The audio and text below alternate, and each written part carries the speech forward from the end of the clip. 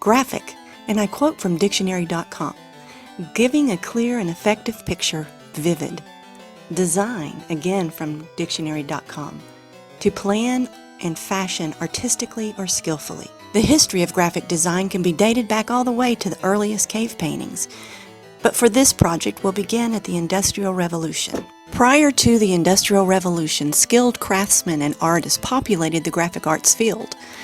These craftsmen included punch cutters, typecasters, typesetters, and printers, all of whom lost their job post-Industrial Revolution. Broadsides, which are printed posters of public decrees, government notifications, and all kinds of commercial or private announcements, spurred the need for larger typefaces. Darius Wells invented a router system for producing typefaces out of blocks of wood, incorporating William Leavenworth's pantographs as templates. The inferior quality of artwork in print produced by mass production spurred the beginning of the arts and crafts movement.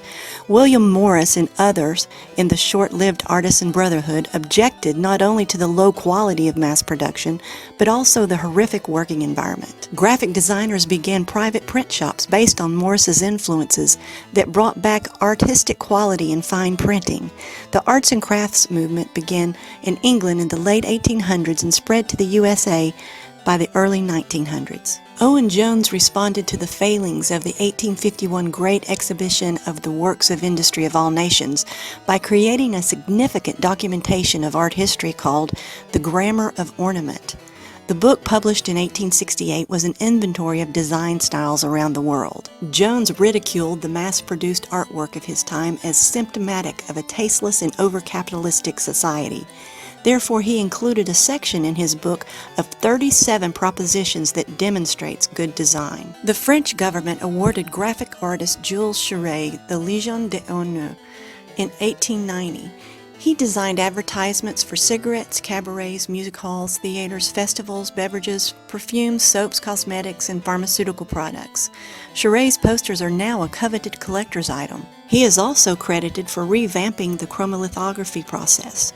He developed a system in which 3 stones or plates with transparent ink, of course red, yellow, and blue, were used to make every color imaginable. The Art Nouveau movement was in full swing as Ethel Reed, the first female graphic designer of importance, became a popular poster and book cover designer. She had a unique style that set her apart and in high demand by the age of 21. Frederick Goudy, the first American designer to focus his entire career on typography, created 124 typefaces. He sold some of his designs to commercial foundries, but was dissatisfied with how his designs were being manipulated, so he began his own foundry in 1925. During the Great Depression, the federal government implemented a New Deal program called Public Works of Art Project, which created jobs for over 5,000 artists.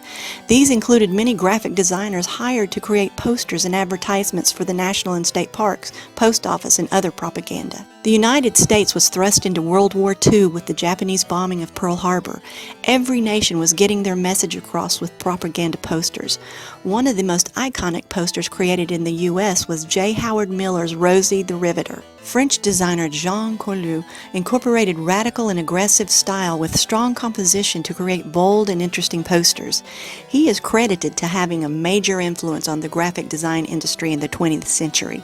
After Germany's invasion of Paris, Coutu moved to the United States, where he designed one of his most famous posters. The next several decades exploded with technology and industrial development.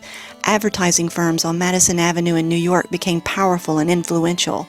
Graphic designers tested the boundaries with psychedelic artwork and pop art. Paula Scher, born in 1948, is considered one of the most influential female graphic designers of our time.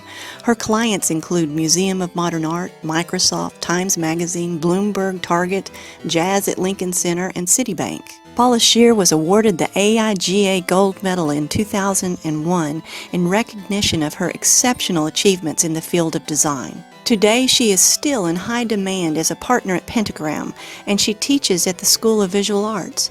She is a purist yet progressive in her approach to design and is an inspiration to female designers for generations to come.